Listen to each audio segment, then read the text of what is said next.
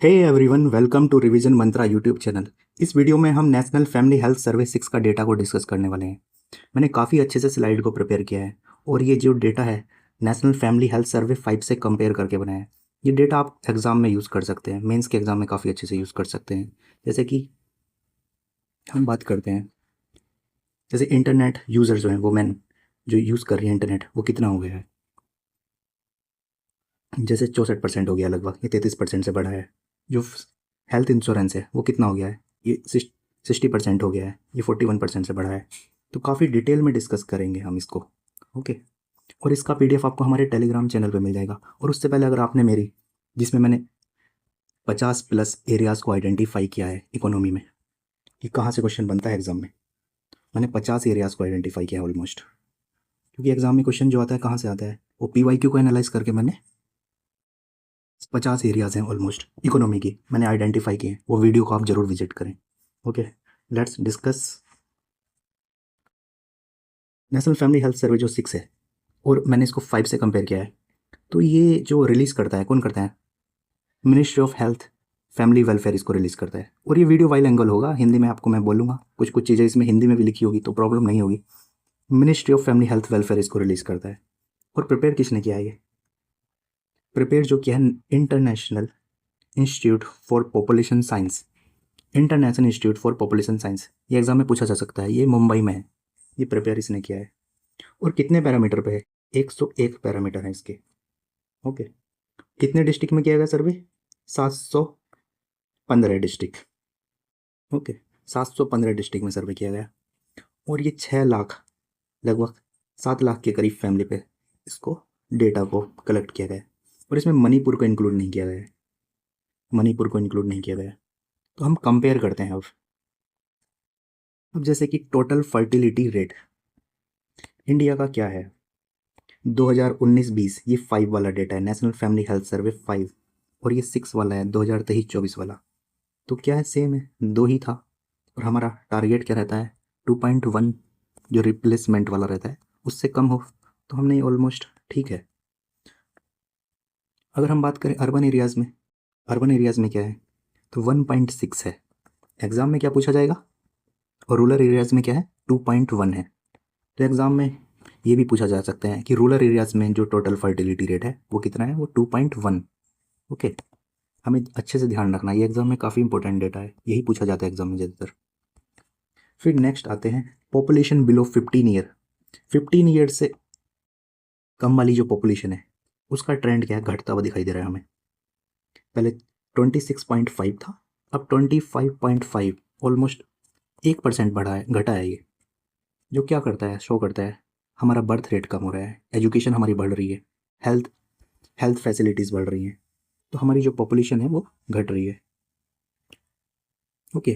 तो एग्ज़ाम में क्या पूछा जाएगा, ये 71st BPSC में इस टाइप से पूछा भी गया है कि 60+ ईयर वाली जो पॉपुलेशन बढ़ रही है या घट रही है, वो एग्ज़ाम में पूछा जाता है। तो 15 ईयर वाली जो पॉपुलेशन है हमारी इंडिया में, अभी इंडिया में घट रही है। फिर आगे मैं इसको कंपेयर करूँगा बिहार से, कि बिहार का क्या ट्रेंड है, बिहार का और इंडिया का आपस में क्या ट्रेंड है। तो ये 15 ईयर वाले जो बच्चे हैं कितने हैं, 25.5, 25.5।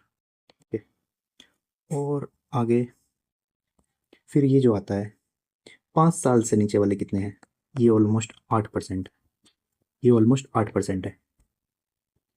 ओके। फिर आगे जो डेटा आता है,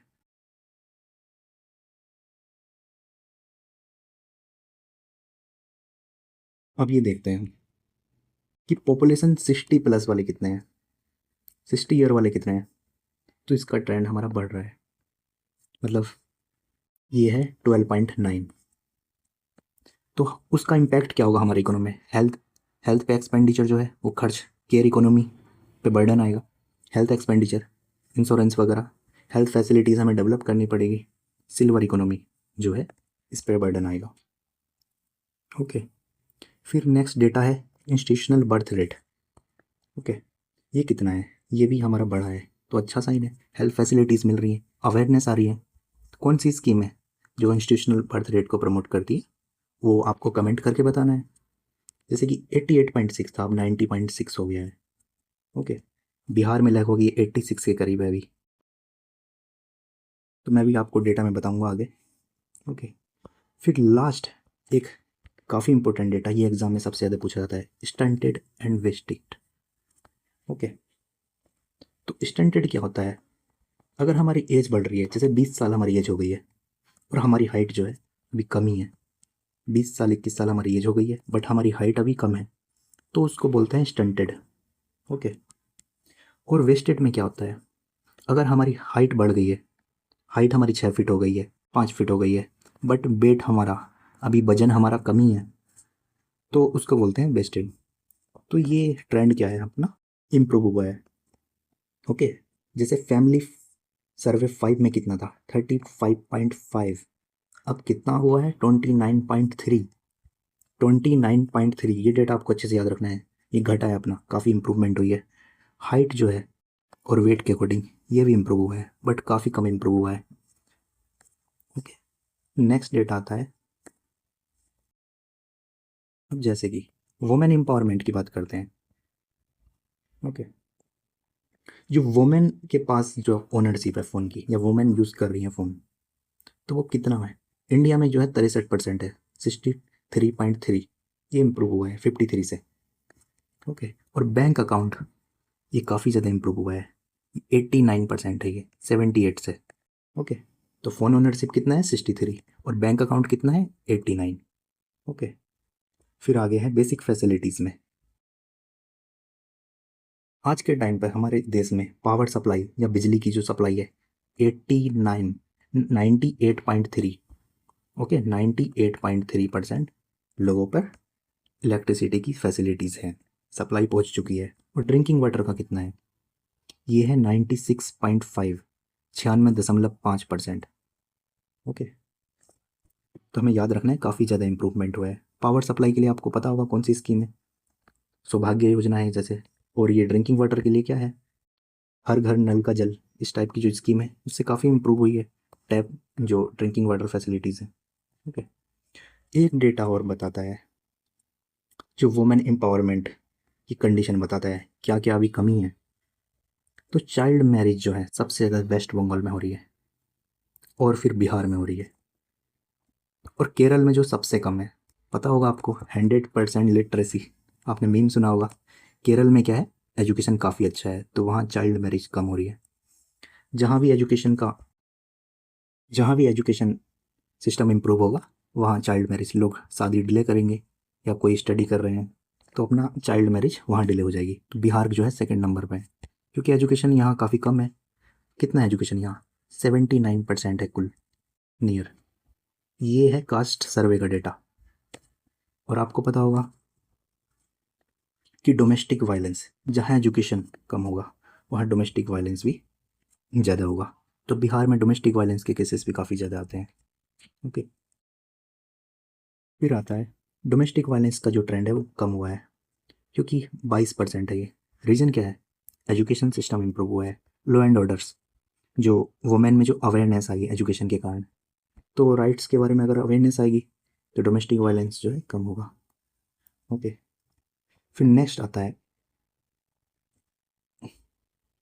इंटरनेट यूज़र। अगर हम देखें वुमेन कितना इंटरनेट यूज़ कर रही है, 33% था ऑलमोस्ट ये, अब कितना हो गया, 64%।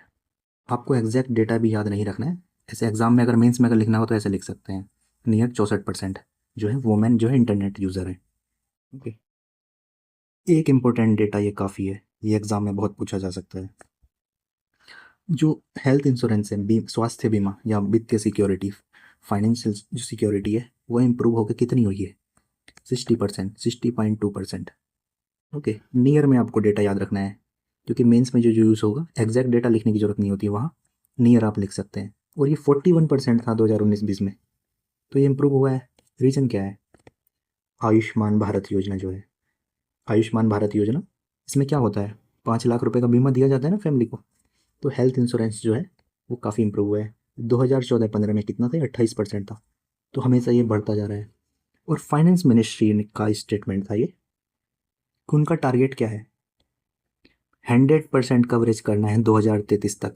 एग्जाम में क्या पूछा जाएगा, कब तक करना है 100%, वहाँ डेटा दिया होगा 30 तक, 31 तक, या 32 तक, तो 2033 तक 100% कवरेज करना है हमें।